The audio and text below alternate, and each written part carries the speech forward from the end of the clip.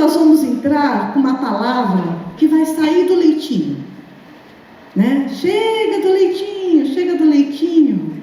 E nós vamos falar sobre arroz, feijão, proteína, ok? Né? Para os novos, né, talvez não vai entender, mas você vai entender que eu vou tentar ser bem clara, bem clara. Essa madrugada o Senhor não deixou eu dormir.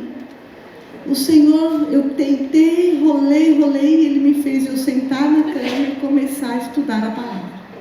E Ele começou a falar comigo. Ele já começou a falar comigo, já tem alguns dias. E ontem, durante o dia, Ele foi mexendo comigo com algo que eu não ia trazer essa palavra hoje, eu ia pregar sobre outra coisa. E Ele mudou a palavra durante essa madrugada. E hoje nós vamos falar sobre autoridade. Nós iniciamos 7 semanas de campanha. Durante 7 semanas esse homem jejuou. Esse homem entrou na presença de Deus. E esse homem foi usado de forma poderosa, com autoridade. Todos nós nos unimos nesse propósito junto com ele. Nos unimos em autoridade na presença de Deus, para que o Senhor derramasse de forma gloriosa esse culto. Então juntou pastores, presbíteros, liderança, ministério de louvor, diaconia, né, ministério infantil cuidando, disponível de quinta para cuidar das crianças. Nos unimos no propósito para que esse culto se tornasse o poder manifesto de Deus de forma livre, de forma sobrenatural. E foi isso que aconteceu. E aí o Senhor disse ao meu coração que daqui em diante, como nós devemos caminhar daqui em diante. E a primeira palavra que Ele liberou sobre essa madrugada na minha vida é sobre autoridade. Muitas pessoas têm perguntado do trilho 2. A partir agora de agosto, nós vamos iniciar o trilho 1, que começa 6 de agosto. Você que está ingressando na igreja, você que já faz parte da igreja, quer passar pelo trilho 1, são 12 semanas presenciais. Mas nós vamos iniciar o trilho 2, e o trilho 2 é para quem realmente tem um chamado e quer viver um chamado sobrenatural. É forte. Amém? Sem exagero. Autoridade. Como desenvolvemos a autoridade? Isso aqui é uma pincelada do trilho 2, ok? Para aguçar você nessa caminhada. A autoridade espiritual está enraizada na identidade, expandida na intimidade e ativada pela fé. Repete comigo. A autoridade espiritual está enraizada na identidade, expandida na intimidade e ativada pela fé. Glória a Deus. Podemos ver essa afirmação vivida pelos discípulos. Sabemos que Jesus deu a cada um deles autoridade para expulsar demônios e curar os enfermos. Isso está muito claro, nós vemos isso na palavra de Deus. Ok? Então Jesus os enviou para a linha de frente. Jesus chamou todos eles e enviou para a linha de frente. Quem eles eram? Eram pessoas comuns como nós. Eles eram pescadores, eram pessoas comuns, eram pessoas que cada um trabalhava numa área, num segmento. Eram pessoas normais, cheias de problema, vida sofrida. Se não trabalhava, não ganhava o pão. Se não trabalhava, não tinha dinheiro para se manter. Não é verdade? Eram pessoas que acreditavam em Deus, da sua forma, serviam o judaísmo, ok? Serviam a palavra de Deus, ok? Mas não eram aquelas pessoas que eram consagradas como sumos sacerdotes do Antigo Testamento. No Antigo Testamento nós tínhamos os sumos sacerdotes, nós tínhamos os profetas do Antigo Testamento, e eles eram pessoas comuns, que não foram ungidas nem separadas para nada, ok? Jesus, ele veio com uma lista, certo? E dessa lista ele foi chamando nome por nome, da lista que o Pai, que Deus deu para ele, ok? Ok? Está claro até aqui? Então Jesus os enviou para a linha de frente. você não pode desenvolver autoridade lendo um livro na sua casa. Você não pode desenvolver autoridade sentado na sua sala vendo televisão. Você não pode desenvolver autoridade dentro de uma sala assistindo alguém fazer as obras do reino. Ficar assistindo o YouTube o dia todo. Tem gente que coloca pregação uma atrás da outra no YouTube. Tem gente que coloca ali louvor um atrás do outro no YouTube. Só fica ouvindo. Você não consegue desenvolver autoridade dessa forma. Você só vai desenvolver autoridade quando você estiver na linha de frente. Mas para estar na linha de frente, eu preciso ter uma função de líder? Não. Eu preciso ser um pastor? Não. Eu preciso ser alguém do louvor? Não. Eu preciso ser alguém que me dispõe a viver uma vida em Cristo.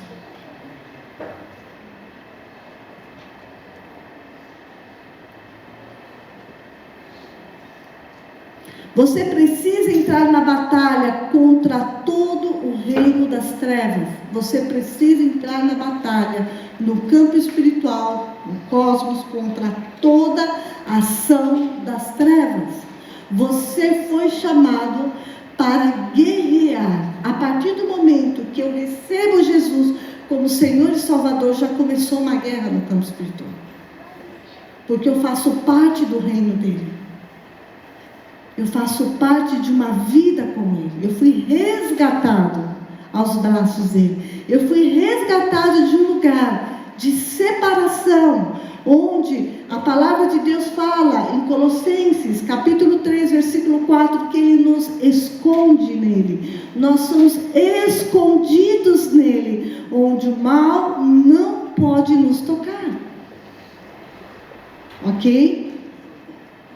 Em Lucas capítulo 10, ele fala assim, vamos ler a palavra, acompanhe comigo, capítulo 10, versículo 17. E voltaram os 70 com alegria, dizendo: Senhor, pelo seu nome, até os demônios se nos sujeitam. E disse-lhe, Jesus disse-lhe a eles: eu vi Satanás como um raio cair do céu. Eis que vos dou poder para pisar serpentes, escorpiões e toda a força do inimigo, e nada vos fará dano algum. Quem fala isso? Jesus. Mas olha o que ele fala no versículo 20. Mas não vos alegreis, porque se vos sujeitem os espíritos, alegrai-vos antes por estar o vosso nome escrito. É isso que você tem que se alegrar. É o seu nome escrito nos céus. Essa é uma chave espiritual. É o seu nome lá. Mas muitas vezes nem lembramos que o nosso nome está lá. Quanto mais vamos acreditar que somos escondidos por Ele. Quanto mais vamos acreditar que não seremos tocados.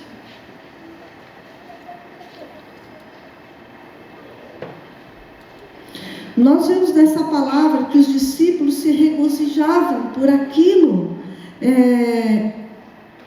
que eles estavam fazendo. Lógico, vamos lá, quinta-feira mesmo, o céu aqui estava aberto. Quem estava aqui quinta-feira? Diz para mim, fomos para casa? Como? Não consegui nem dormir, degustando tudo que o Senhor fez nesse lugar. Não é verdade? As coisas que Deus foi fazendo, as coisas que Deus foi revelando, as palavras proféticas, foi algo tão poderoso, foi assim, tridimensional, foi algo sublime, foi sublime o que Ele fez. Mas nos alegramos e ficamos felizes por Ele estar aqui, por Ele permitir e se alegrar por essa campanha, se alegrar do corpo se unir e ter fé de que Ele é poderoso, que Ele é poderoso em fazer infinitamente mais, que Ele é poderoso em curar, que Ele é poderoso em todas as coisas. E é isso que Ele fala para os discípulos, onde Ele diz assim, os discípulos estão se regozijando com o sucesso, e estão se regozijando com o fruto. Esse é o erro foi o erro dos discípulos, e esse é o erro de muitos de nós. Nós nos regozijamos com o sucesso e regozijamos com o fruto. Então se regozijam com a autoridade recém-dada para vencer os espíritos das trevas, vencer as enfermidades, vencer as guerras que nós temos que vencer neste mundo. Esse era o ensinamento de Jesus. Jesus, ele fala para os discípulos, em outras palavras, não se regozijem com o fruto. Qual é o fruto? Curar os enfermos. Qual é o fruto? Salvar as famílias. Qual é o fruto? Libertar os cativos. Qual é o fruto? Esse é o fruto. Não se regozijem com o fruto. Qual é o fruto? Abençoar os necessitados. Qual é o fruto? Levar alimento para os lugares que ninguém leva. Esse é o fruto. Não se regozije pelo fruto, não se regozije pelo que você faz, pelas obras, pelos talentos que você faz com as suas mãos. Não se regozije. Ele te capacitou. Você sim é capacitado. Sim, você foi capacitado por Ele, né? E nos alegramos por todo o dom, todo o talento que Ele nos dá. Mas não é isso que nós temos que nos regozijar. Não é isso. Mas Jesus redireciona para se alegrar com o fato de pertencerem ao Pai. É isso que Jesus faz nessa palavra. Você deve se alegrar por pertencer a um Deus, ao Pai Todo-Poderoso. Você deve se alegrar por pertencer a Jesus. Seus nomes, o nosso nome está escrito no livro da vida, está escrito no céu, porque nós somos filhos de Deus por meio de Cristo Jesus. Por meio de Cristo você é considerado filho deste Deus. E nos deu a oportunidade de sermos reconhecidos como tal, herdeiros e cordeiros por meio de Cristo Jesus. Ele o chama a se concentrar em sua identidade e não na sua atividade, não no que você faz. Você tem que concentrar sua identidade nele, de filho, reconhecendo que Ele é Pai, que toda a soberania, toda a autoridade, todo o governo, todo o dom, todo o talento, tudo vem dEle, e não no que você faz. Muitas pessoas querem viver o tempo todo o que faz, o que é feito, se reúnem em rodas, se reúnem em lugares, e querem ouvir as palavras proféticas, querem ouvir isso, querem ouvir aquilo. Isso é poderoso, mas essa não é a supremacia.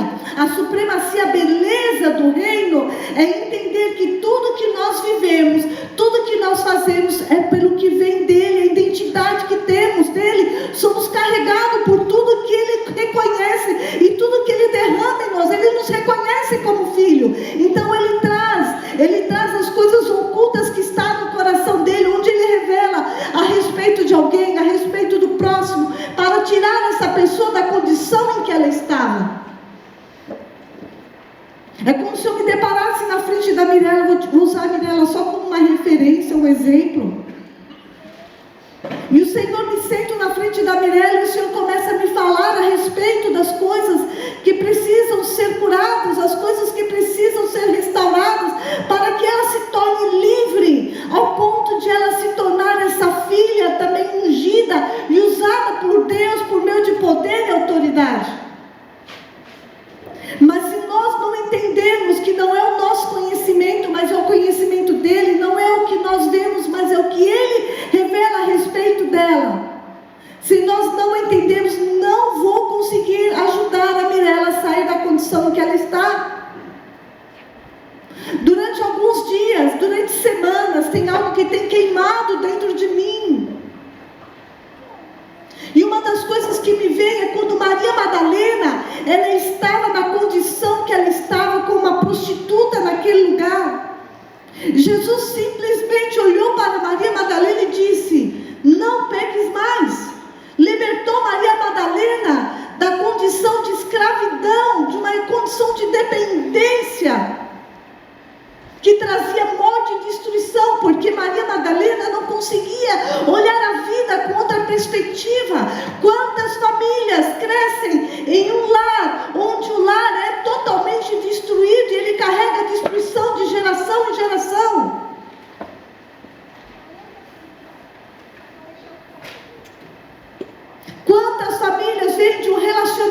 morte, de divórcio, de separação. E quando vai vendo, isso vai trazendo.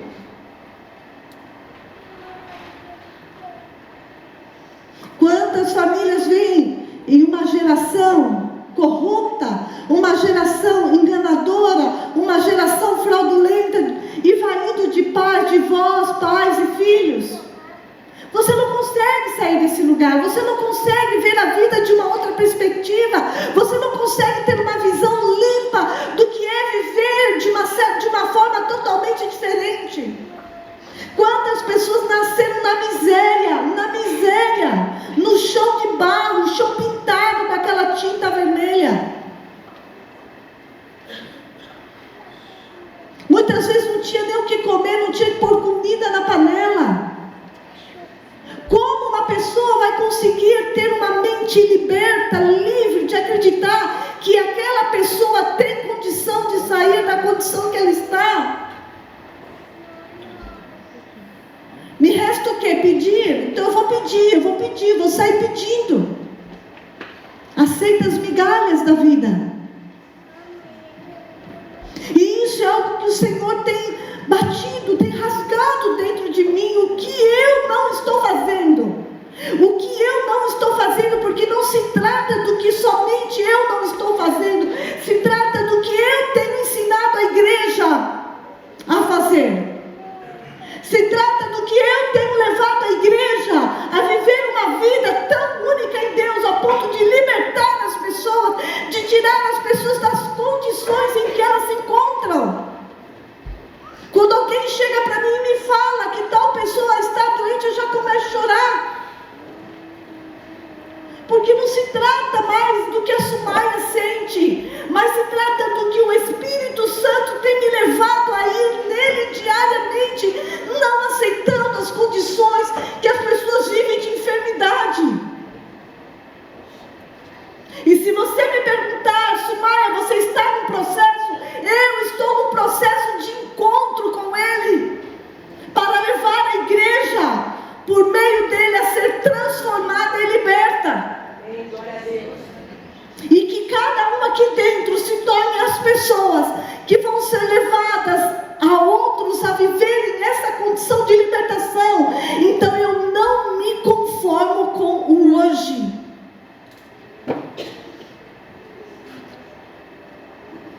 Muitas vezes as pessoas perguntam: ah, Sumaia, pastora, não vem até mim, não conversa comigo, não sei o que.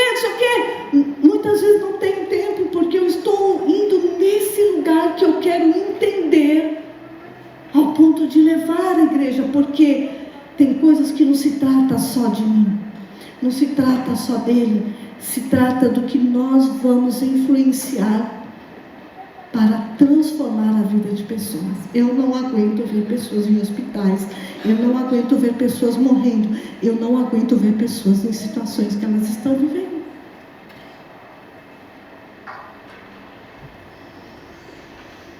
Diga glória a Deus. Glória a Deus.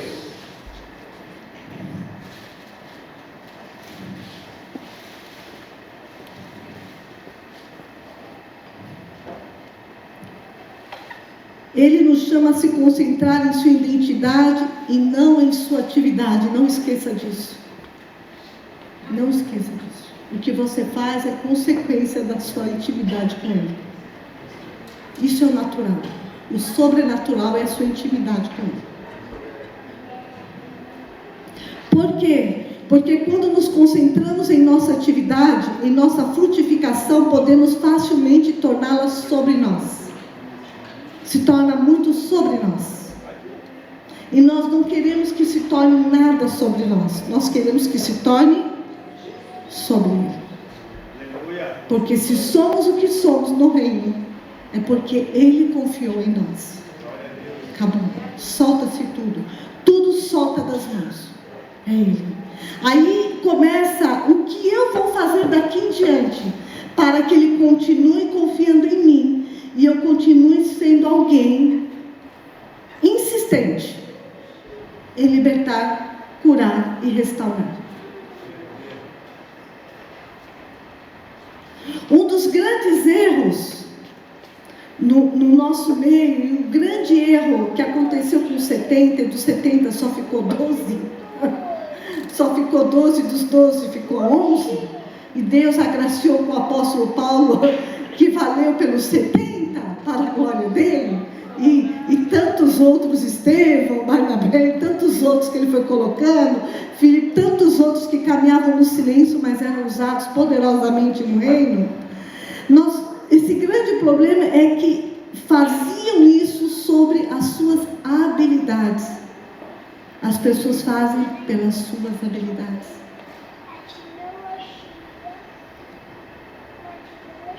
Eu vou falar algo bem sério aqui. Todo mundo sabe que eu gosto de um fogo santo. Levanta a mão, todo mundo sabe. Todo mundo sabe que eu gosto de pão. Vamos orar, vamos incendiar a igreja. Poderia fazer isso o dia todo? Poderíamos varar 3, 4 noites? Poderíamos. Mas não se trata disso. Não se trata da habilidade. Poderia juntar pessoas? Poderia. Não se trata disso. Se trata do quê? É dele. Eu estou juntando pessoas para a glória dele? Eu estou juntando pessoas para levar a ele? Do que se trata? Qual é a motivação? Qual é a motivação?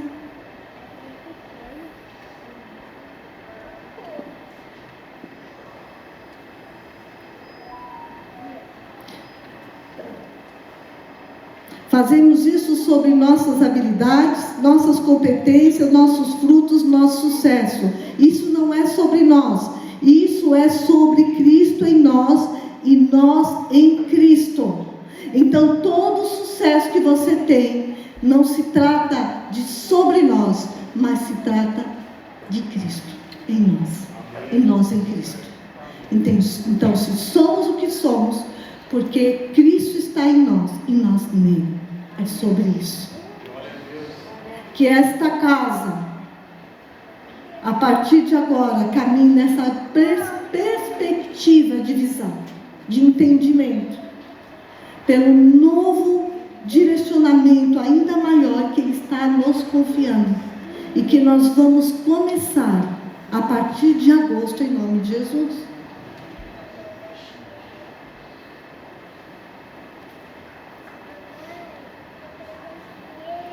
Não é sobre os nossos resultados, é sobre o reino de Deus.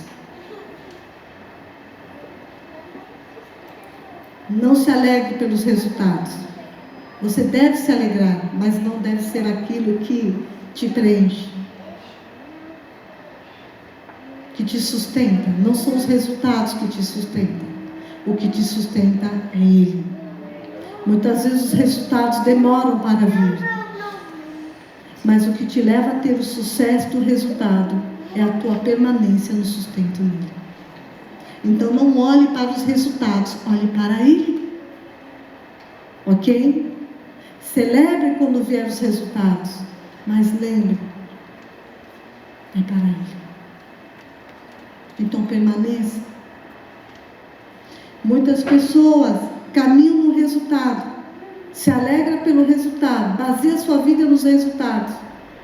Durante o caminho cai, durante o caminho se perde, durante o caminho desiste da caminhada, durante o caminho quer tirar até a vida, durante o caminho entra em depressão, durante o caminho tem muitas ansiedades, picos, fica doente, tem desânimo. Por quê? Porque se baseou o seu sucesso no resultado. O seu sucesso é na permanência de um Deus que você confia e que derrama todos os dias a porção de força, de resiliência, para você permanecer nele, e te sustenta e fala que está com você, que caminha com você, e vai te tornando forte passo a passo, numa caminhada dele, numa busca dele. Eu não me conformo de caminhar culto tras culto, você vindo por esta casa, você entrando nesta casa, vendo pessoas indo para uma igreja, adora a Deus, ouve a palavra, vai embora e continua como igual. Eu não aceito mais isso. Eu não aceito mais essa condição. E eu tenho perguntado para Deus: o que está faltando em mim para exercer o que o Senhor disse que nós faríamos de forma maior do que o Senhor fez? É a autoridade.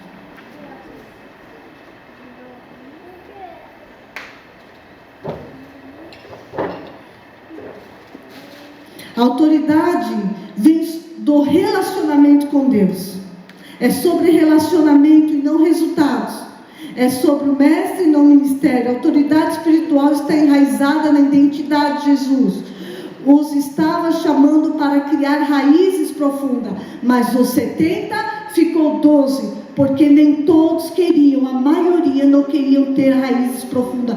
Quanto vale o seu casamento? Quanto vale a sua casa? Quanto vale os seus filhos? Para você guerrear com autoridade e se colocar em um lugar de relacionamento íntimo com Deus, ao ponto de você pegar as chaves espirituais e dizer: aqui não, na minha casa você não vai matar a minha família.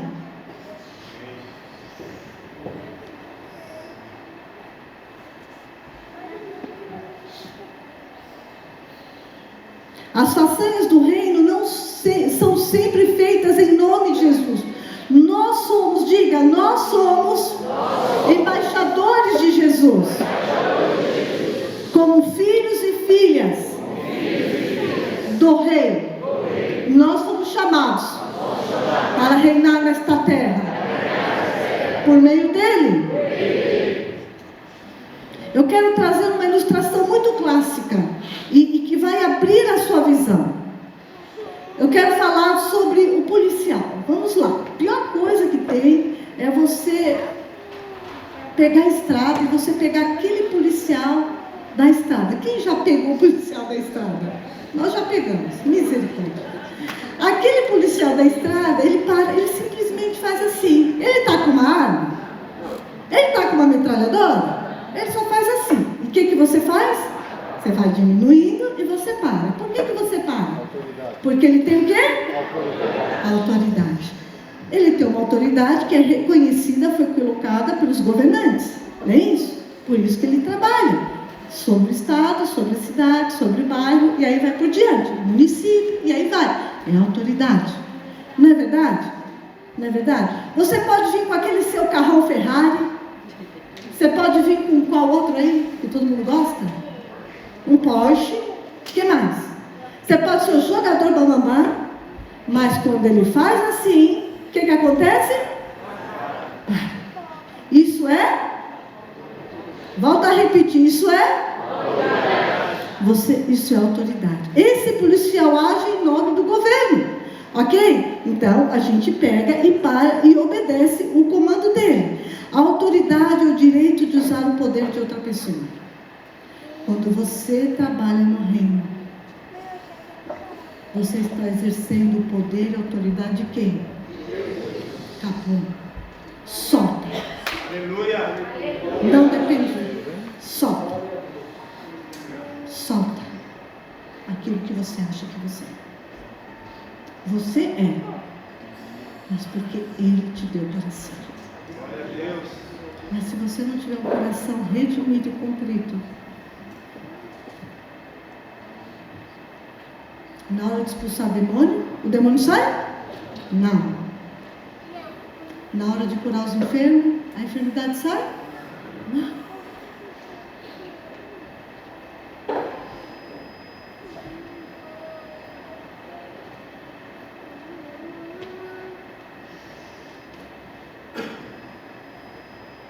Eu sei que está mexendo com algumas pessoas a palavra.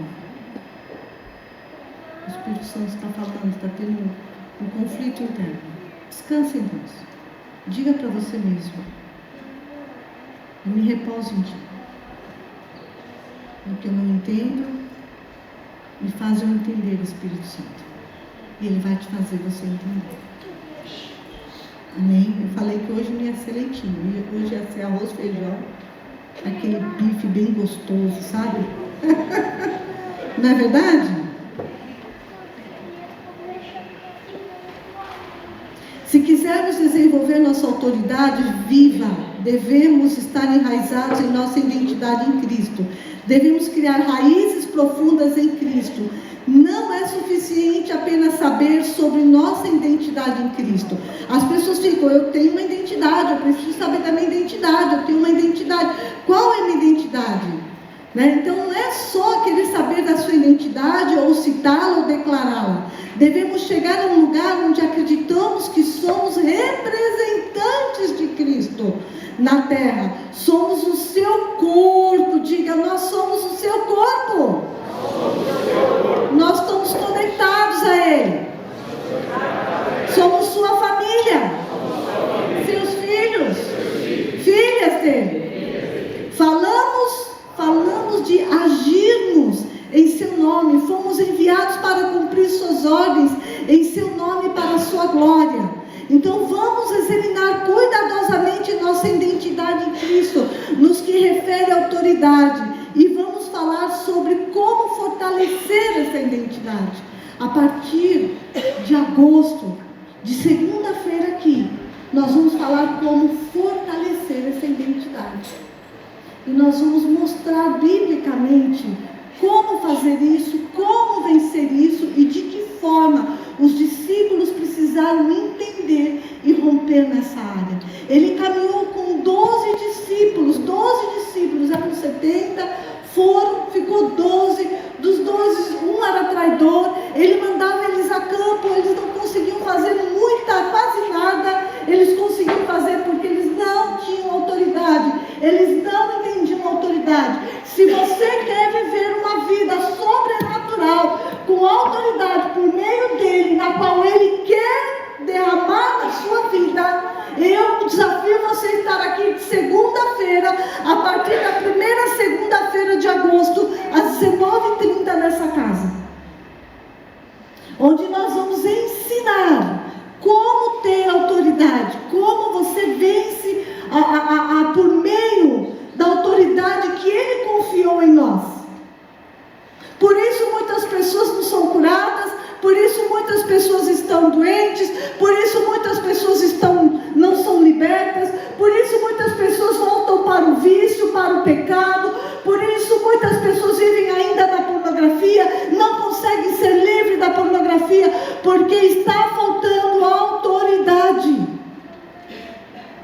É muito fácil chegar na Ana como um exemplo, viu, Ana? É muito fácil chegar na Ana, a Ana não muda porque o problema está na Ana, não está na Ana.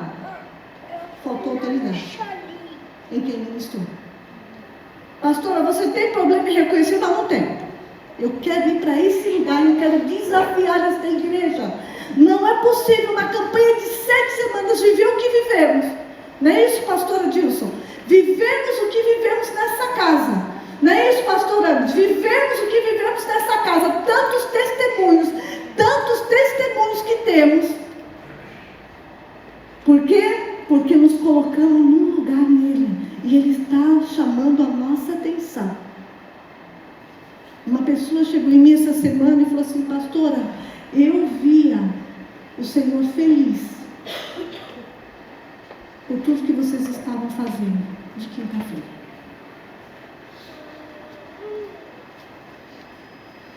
Ele quer abençoar, ele ama você, ele honra você, ele quer abençoar, ele quer curar os filhos. Jesus, ele pôs o pé na terra, modo de falar, né? Ele já nasceu no jeito de Maria, mas eu falo no momento em que começou a trabalhar, ele tinha 30 anos de idade, não é verdade? E aí ele foi batizado, recebeu o poder do Espírito Santo, foi 40 dias no deserto. O que ele fez no deserto? O que ele fez no deserto? O que ele fez no deserto?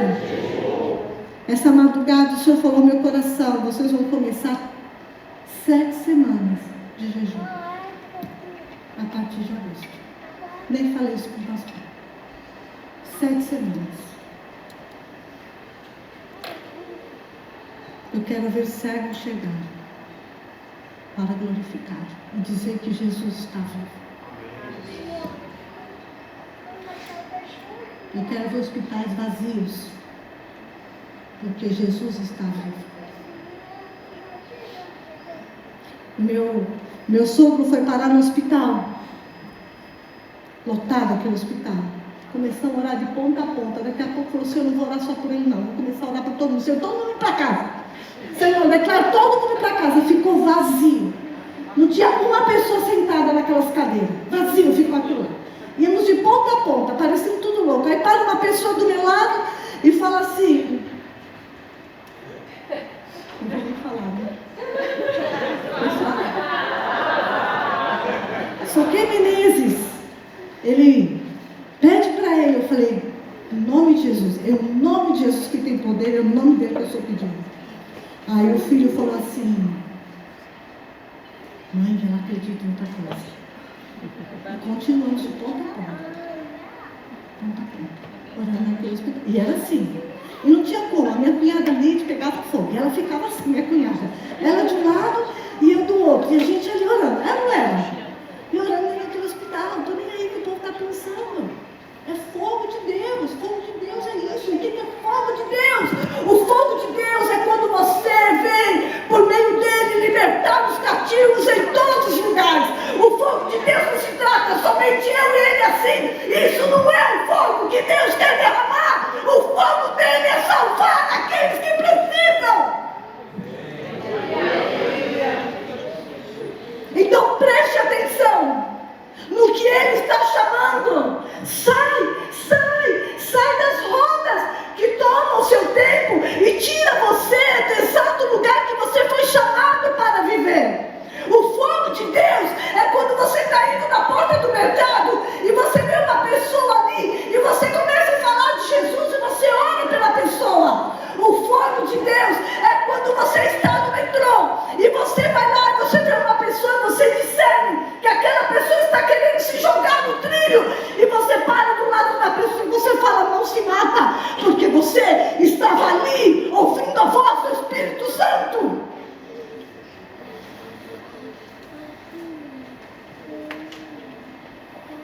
Você é a obra viva dele. Eu não nasci para perder mais tempo. Eu não aguento nem eu mesma mais. Nem eu mesmo me aguento. Eu tenho que sair desse lugar.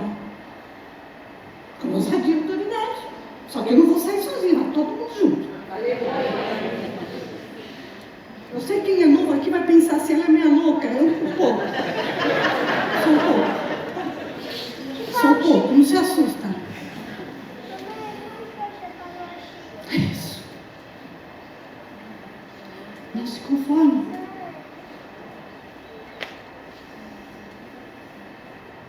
Essa madrugada ele foi falando ao meu coração.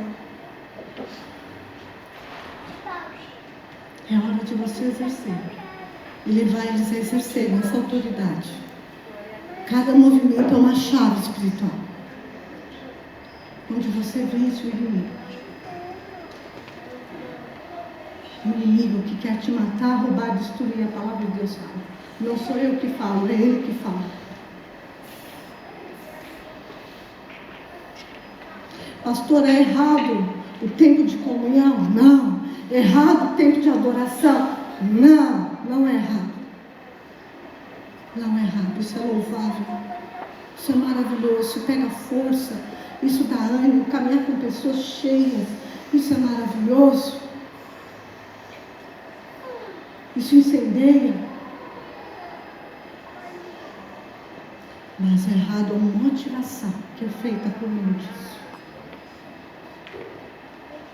O Senhor fala para mim que Ele tem estado no silêncio em muitas coisas.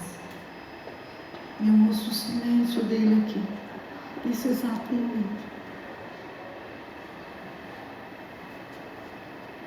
Ele não te deu um dom para que você esteja numa roda de gente cristã. Somente para isso. O dom é para servir o próximo, aqueles que precisam.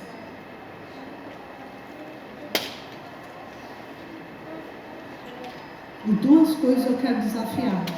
Me lembrando aqui, eu tinha até esquecido, nem falei isso com meu esposo. A primeira é iniciar agora esse movimento de aprendizado. Início de agosto, vamos iniciar 40. Faz a conta, pastor Dilson. 7 semanas é 49 dias.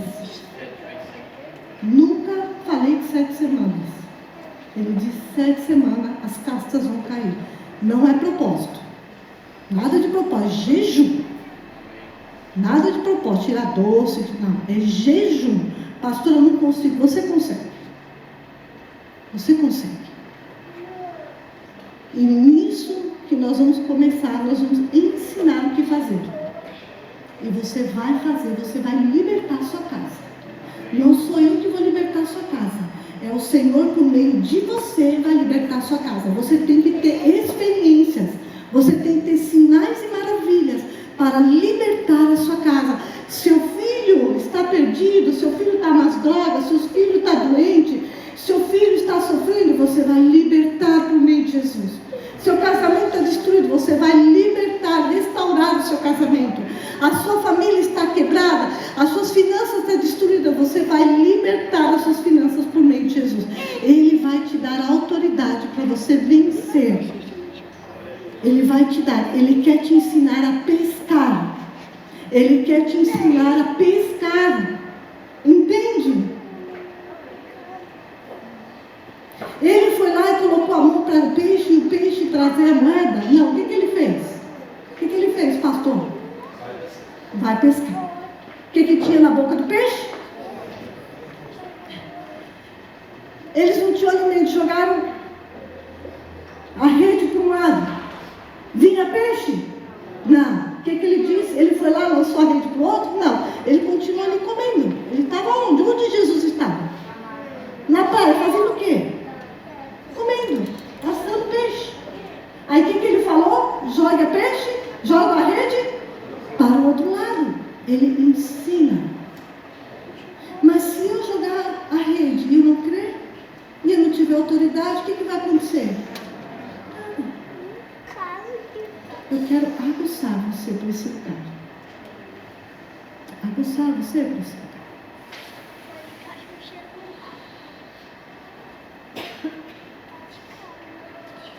Eu poderia fazer isso, eu viver isso e acabou. Mas não se trata. Tudo, eu disse para o Senhor, tudo que o Senhor me ensinar, eu não vou reter nada. Nós somos aqueles que levantam o povo para caminhar sem depender de nós, mas depender completamente dele. Muitas vezes deparamos orando 500 vezes pela mesma pessoa. Não é normal. Não é normal. Essa semana eu tive uma reunião. Nessa reunião eu mencionei. O que eu disse nessa semana? Vamos fazer o quê?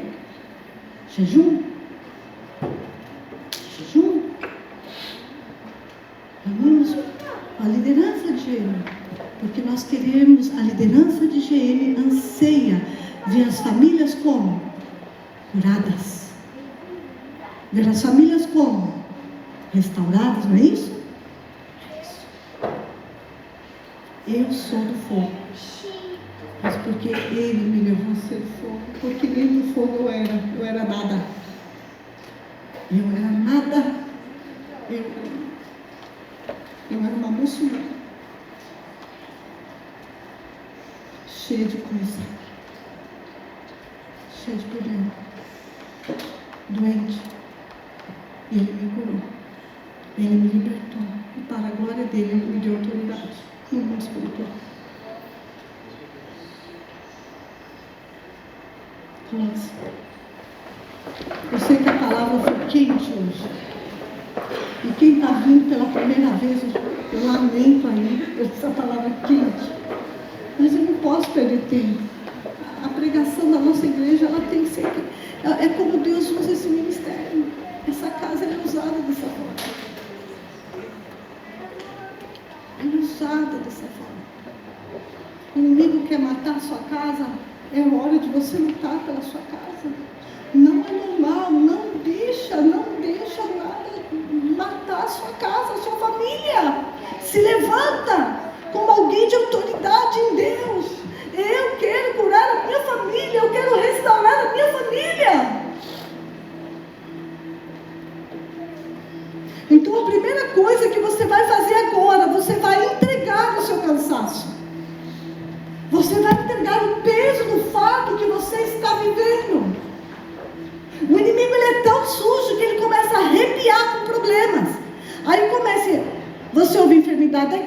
enfermidade dali, enfermidade dali, enfermidade daqui, daqui.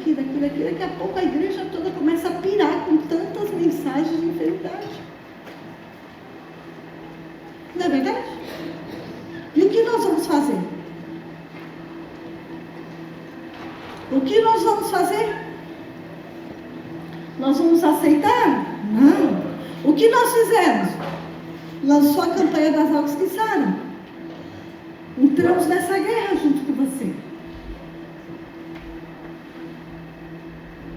Os pastores estão juntos aqui para entrar nessa guerra junto.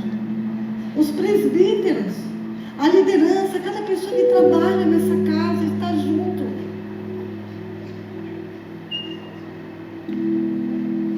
Mas nós precisamos ensinar você a pescar, a ter autoridade. E as chaves estão aqui. As chaves espirituais estão aqui. Para vencer a guerra.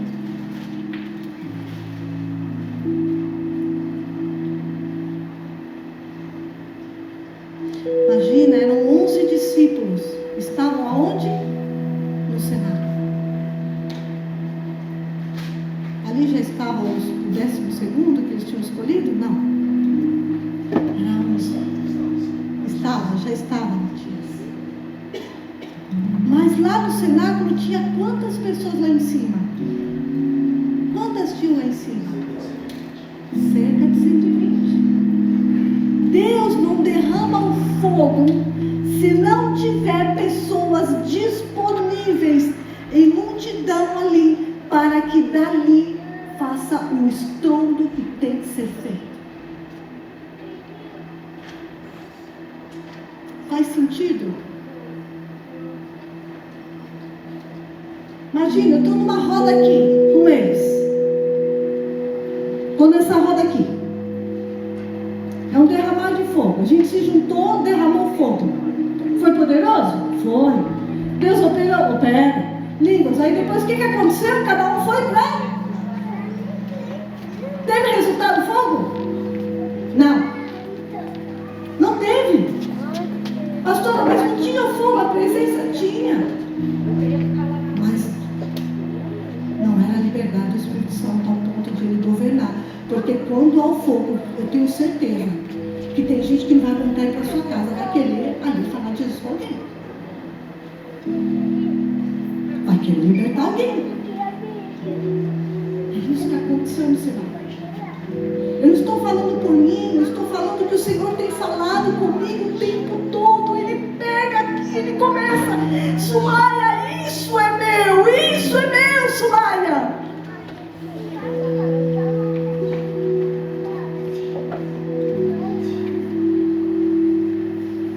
Nós estamos vivendo uma era de lugares cheios, que é maravilhoso. O que nós vimos quinta, essa igreja estava cheia. Pessoas recebendo, voltam para suas casas. Passa-se os dias, começa a vir uma nuvem nublada, que cobre o céu, o sol. Vem aquele frio, e as pessoas saem desse lugar, novamente poderoso. E aquilo que viveu ficou para... O que os discípulos viviam não ficava para trás. Era diariamente poderoso. E nós queremos chamar você, a igreja, para esse lugar de fogo. Muitos aqui são usados poderosamente nessa área. Imagina se nós nos juntarmos nesse propósito que vai ser esta casa para a glória dele. A sensação que dá, que o Espírito Santo fala, muitos estão assim, ó, pessoas de chamado, pessoas de fogo, pessoas de ministério. Por quê? Porque não está se juntando para viver o que Ele mandou viver, para viver esse romper sobrenatural. Porque todo mover tem uma ação, toda ação tem uma reação poderosa.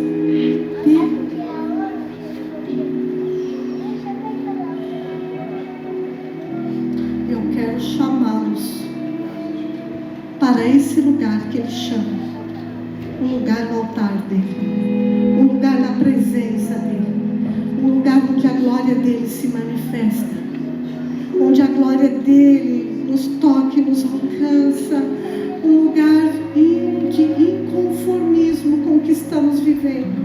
Não me conformo com o que eu vivo hoje, isso não me sustenta, isso não é o suficiente.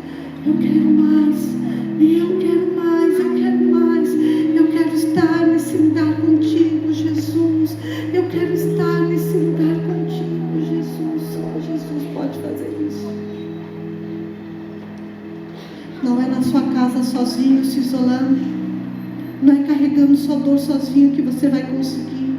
É você se juntando com o corpo e permitindo reativar, reaprender coisas simples que estão na Bíblia para fazer desse mover um lugar poderoso.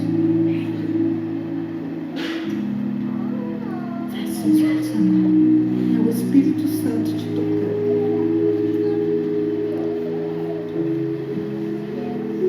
Servir Jesus, estar com Jesus, não é somente vir, sentar, receber a palavra e ir para casa. Estar com Jesus é viver uma vida diária dele, que nos completa, que nos sustenta, que nos torna livres de quem nós somos em nós mesmos, as nossas dores, as nossas lutas. Ganhar almas para Jesus, ganhar pessoas para Jesus. Ele ama os movimentos, Ele fala ao meu coração, Sumaia, diga que eu amo os movimentos, eu não sou contra os movimentos. A questão é o que é feito após os movimentos. O que é feito após os movimentos, é isso que Ele fala. Nós vamos em congressos, nós vamos em seminários, eu mesma vou. E o que fazemos após desses movimentos? Estamos curando os doentes, estamos indo nos hospitais, estamos indo nos lugares. Fomos desafiados para o segundo sábado do mês de agosto, passar por um curso na igreja lá da pastora Márcia, pastor Nelson, que vai ter aquele curso do hospital, como é que fala? Capelania. Por quê? Porque a intenção é alcançar escolas, eles estão dentro de escolas, irmos nas escolas, irmos em hospitais. Já tem 2 escolas, e uma das escolas tem 800 alunos e está faltando pessoas lá dentro. Nós temos que aprender para estar nesses lugares. O conhecimento ele é importante, o conhecimento é sobrenatural para sabermos lidar com tudo e todos e ajudar essa geração que está tão marcada, tão sofrida, tão vivida. É uma geração que já tem 12 anos, 13 anos. Ontem a gente falava aqui com a pastora Vini, 12, 13 anos já estão marcadas, tão sofridas, tão vividas. Já viveram tanto além da idade. Oh, Senhor, ajuda-nos a ser aqueles que o Senhor nos chamou para ser. Há um grito, Senhor, há um grito, Senhor.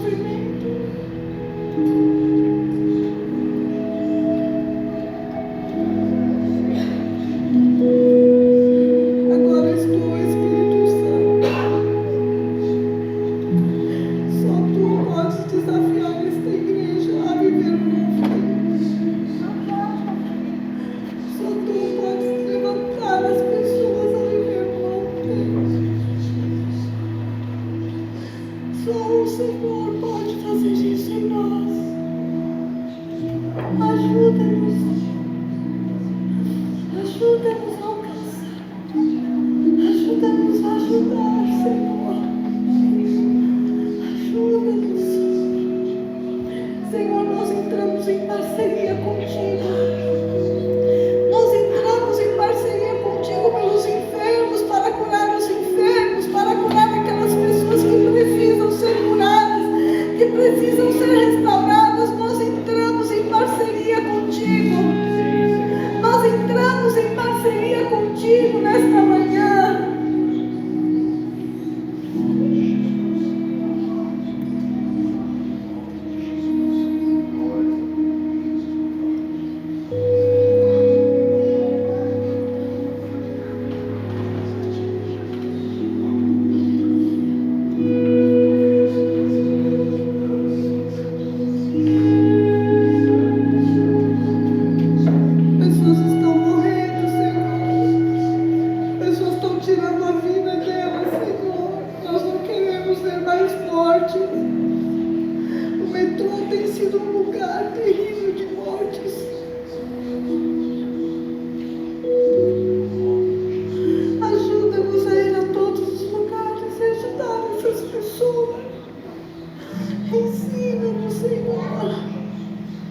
Ensina-nos a ser a tua igreja.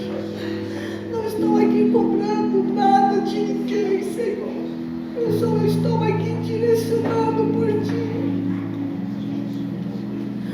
Que eles não se sintam cobrados, mas se sintam, ó Deus, direcionados a viver um novo tempo, começando com a sua própria casa, a sua própria vida, a sua própria família, Senhor. Não é natural, Senhor, essa guerra dentro das casas.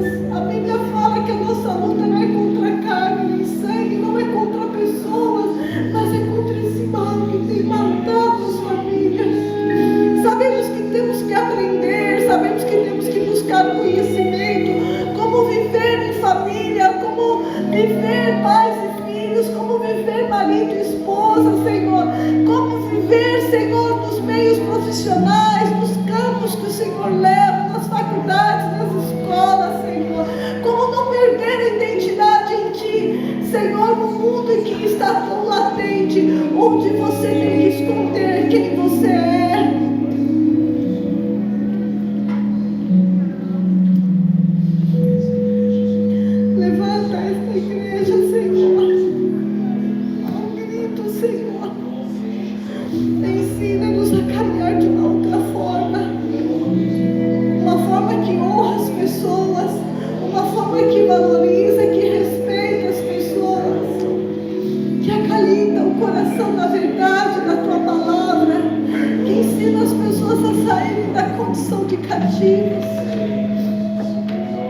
Ajuda-nos, Senhor. Ajuda-nos, Senhor. Removemos todo o peso, Senhor, dessas eras, todo o peso que tem matado o teu povo, que tem aprisionado o teu povo. Nós removemos nesta manhã, em nome de Jesus, toda religiosidade, toda religiosidade, nós vamos removendo, nós somos livres para viver aquilo que o Senhor nos chamou para viver.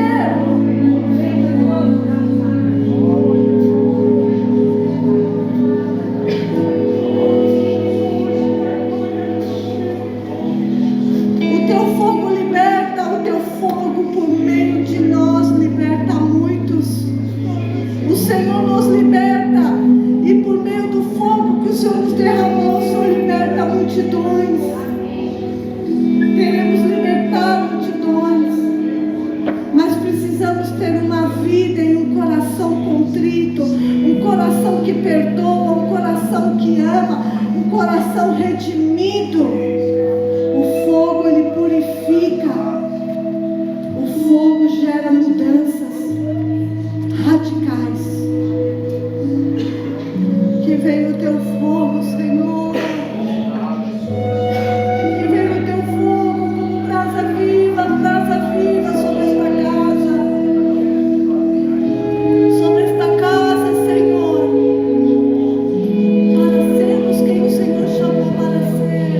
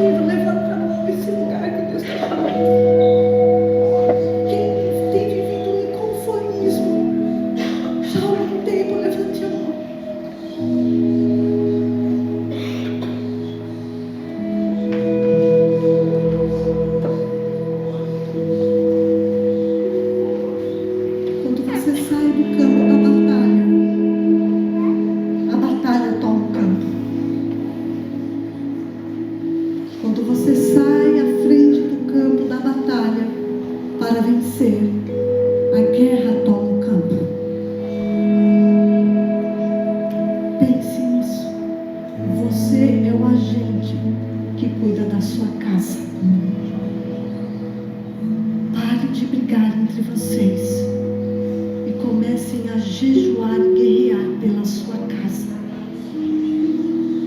Amém?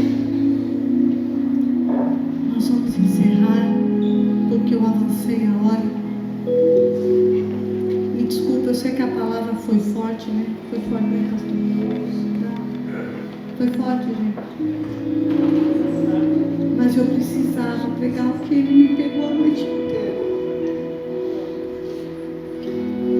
Porque ele quer usar você.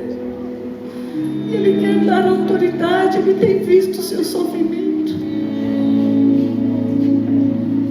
Ele tem visto o seu sofrimento. E ele nunca deixou de te ouvir. Tem pessoas que vão expandir financeiramente. Tem pessoas que vão viver milagres sobrenaturais.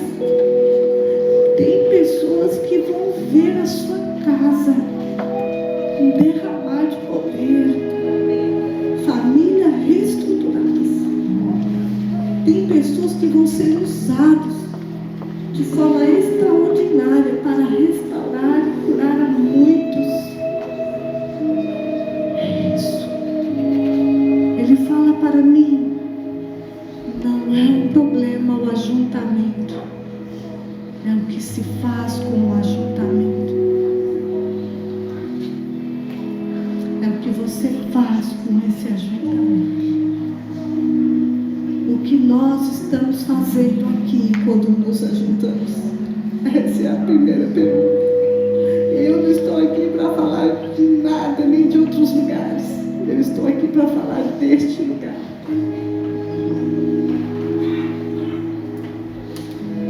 Então convido você, a 1ª, 2ª de agosto, aproveite essas semanas. Nós vamos iniciar primeiro dia de agosto, nós vamos iniciar um jejum de 49 dias, 7 semanas. Queria só completar algo aqui, não que precise, né? Mas quando os discípulos estavam no Monte da Transfiguração, em que Jesus aparece junto com Elias e Moisés, 3 dos discípulos mais próximos de Jesus falaram: Senhor, vamos fazer as cabanas e ficar aqui. Era um mover santo, era algo bom, seria poderoso ficar ali. Mas Jesus não, porque Jesus não chamou eles para ficarem contemplativos, chamou eles para serem pescadores de homens. Houve ajuntamento em Atos capítulo 2, o derramar do Espírito Santo foi fogo puro. Resultado: almas foram salvas para Jesus. Capítulo 4, Pedro é preso e tudo mais, a igreja se reúne, é um fogo de Deus, anjo aparece. Resultado: pessoas são salvas para Jesus, o evangelho é pregado. Capítulo 6, há uma escolha dos discípulos, ou melhor, dos diáconos, a instituição dos diáconos. Atos capítulo 6, oram por eles, homens cheios do Espírito Santo, cheios de poder, cheios de fé. Resultado: capítulo 7 e 8 mostram o resultado, tanto Filipe como Estevão ganhando almas para Jesus. Capítulo 9, uma das almas, fruto daquilo, do avivamento que havia na vida de Estevão, Paulo recebe Jesus como Senhor e Salvador. Une-se então na casa de Barnabé para receber oração e tudo mais. Resultado: Paulo se torna um ganhador de almas. Capítulo 15, ou melhor, capítulo 10, começa então lá a história de Pedro com Cornélio. Cornélio viu um anjo falar: vai ter Pedro. Pedro vai lá, poderia falar: puxa vida, o anjo mandou de mim, vamos aqui ficar orando. Não. Resultado: uma família salva para Jesus. Capítulo 15, começa então o concílio da igreja, chama-se os missionários, os pastores, está lá Tiago, irmão de Jesus, liderando a igreja. E então eles oram, o poder do Espírito Santo vem, há um fogo. Resultado: o evangelho se espalha sobre as nações.